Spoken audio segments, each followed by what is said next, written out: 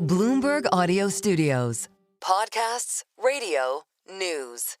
This is Bloomberg Daybreak. I'm Nathan Hager alongside Karen Moscow, getting you ready for the trading day ahead. Our guest this morning for that, Mike Wilson, Chief U.S. Equity Strategist at Morgan Stanley. Great to have you back on with us on Daybreak this morning, Mike. And it looks like a lot of investors, particularly retail investors, took your advice to buy the dip after the Moody's downgrade last Friday. Now with futures moving a little bit lower this morning, I guess the question is, now what for this market? Good morning. Good morning, Nathan. Yeah. Well, I mean, part of the sort of buying the dip is a factor of the retail community who has been actively buying every dip really for the last 2 years. In fact, they bought right through, Liberation Week, I would call it, that whole kind of episode. They didn't really flinch.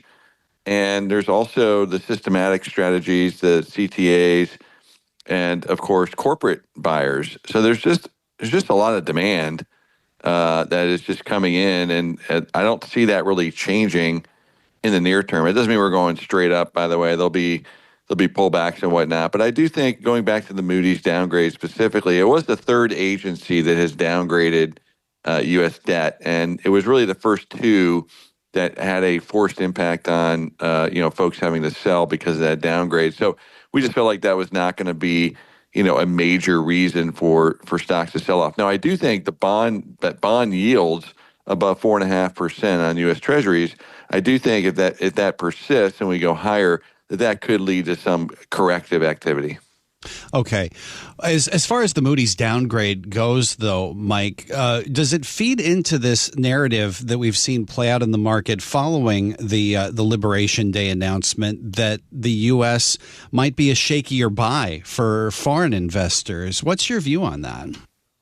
I do think there's some truth to that, but I mean, I don't know if it's directly related to the downgrade of U.S. debt. I think there's a lot of things going on that suggests that foreign investors may want to pare back their U.S. dollar asset investments.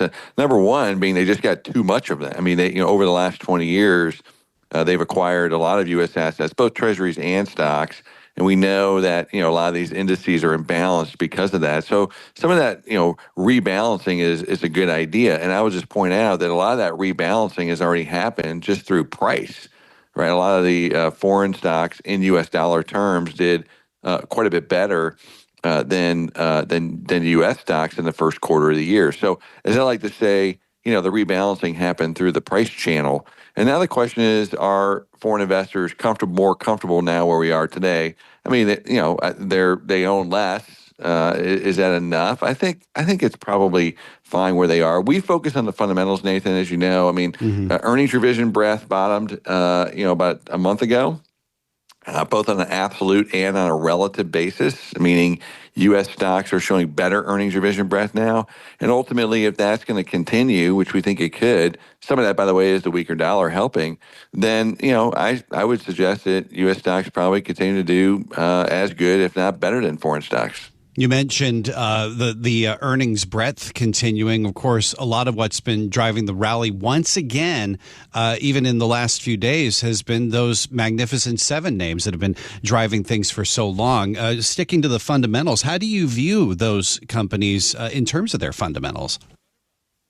Well, that's just it. I mean, the reason why those stocks have performed so well for the last 10 years is really an earnings story, and it's really undeniable. Now, some have shown better earnings and more consistent earnings than others, but as a group, it's these are monopolistic type businesses, and so they are earners, and that's being shown again that the revision breadth for that group in particular has turned up again.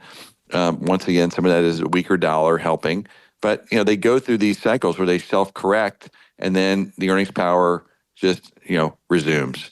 And I think, so in other words, this recent snapback by the Magnificent Seven is driven by the fundamentals. This is not just passive flows going back in there. They're showing good relative earnings revision breadth. And in terms of the broader market, do you see that fundamental story continuing even with some of this uncertainty around trade negotiations continuing? Well, we've had a big snapback, so I think we're of the view that we're probably kind of back on track to our original forecast for this year, which was that the first half would be tough. And our original range was 5,500 to 6,100. We're right smack dab in the middle of that again. But we do still think, we're going to break out of that range in the second half. And this is all related to the sequencing of the policy, a few other things as well. AI, CapEx, decelerated in the first quarter, but all those things now sort of stabilized. And if you think about, this administration, they came in doing all the sort of growth negative policy changes to start. You could say the president is acting like a new CEO. He's coming in and sort of kitchen sinking it. And then in the second half is when the more positive strategies or policies will start to flow through. Things like deregulation. We think there'll be success in passing this tax bill or budget reconciliation. And then, of course, we can get some of the animal spirits going that people were excited about 4 or 5 months ago. And that should lead to better growth in 2026. And I want to come back again to AI CapEx. AI CapEx is probably decelerated, but it's not going negative. And what we're looking forward to now on AI is the productivity benefits that'll probably start to come through next year. The market will start to figure that out in the second half of 2025. Only got about 30 seconds left, Mike, but does that positivity in the second half continue even with the Fed on the sidelines? We keep hearing a lot of Fed officials hinting that they may have to stay on the sidelines for a little longer.